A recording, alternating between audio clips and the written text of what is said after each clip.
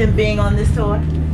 Why? Why do you say that? I mean, because you have, and this is not taking anything away from your tour mates, but you have studied under legends, toured with legends, and you have systematically worked your way through the industry from, you know, kind of the very inception, like, here I am, and I do something different, and I might look a little different, and love me for who I am. And, you know, you've managed to have an amazing amount of success in this industry and still be around years later.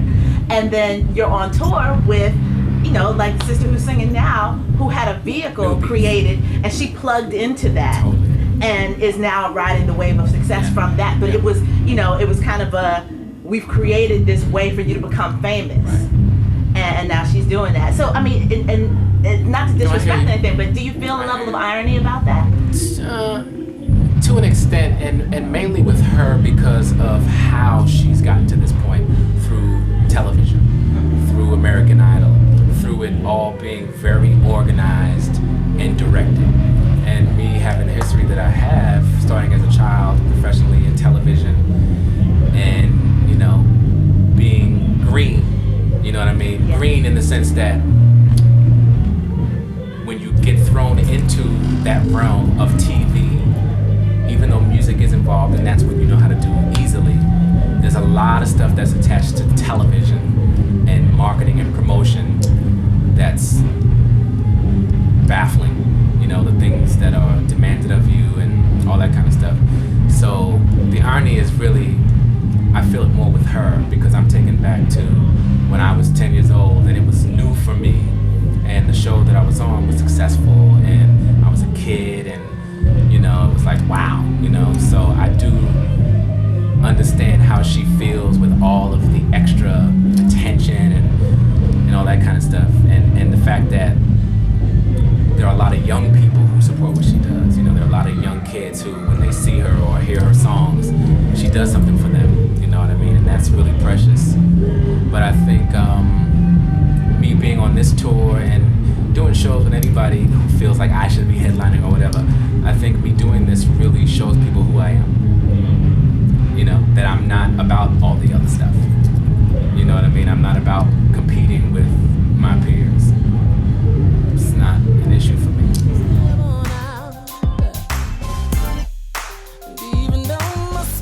How do you define soul music?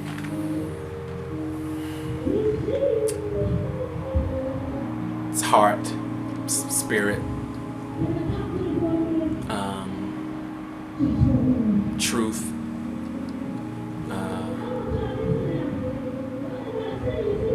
reality of what it is that we as humans go through emotionally, spiritually, you know what I mean? And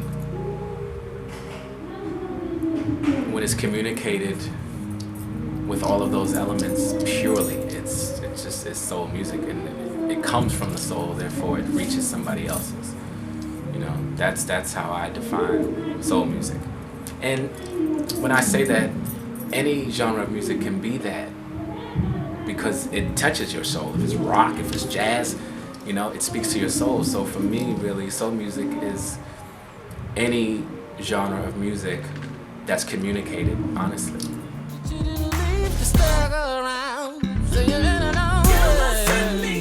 In your ideal world of worlds, if you were able to put together your ideal tour or your ideal industry scenario for yourself and for other artists that you respect, kind of, who would you bring along? What would that like if I were to do, you know, a Lollapalooza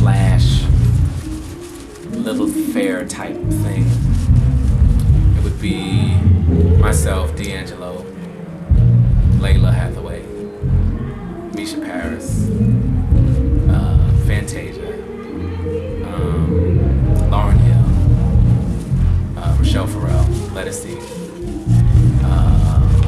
Bilal,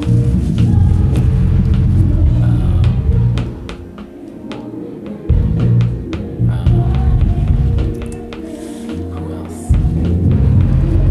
I mean, that's a good lineup. Yeah. That's you got a twinkle in your eye when you said that. Yeah. Yeah. Is there a common thread between all of those folks today? Because there were some days that you kind of rattled off like boom, boom, boom, boom, boom. That was easy. I think the common thread is just artistry, pure artistry, heart, you know, and passion, and each one is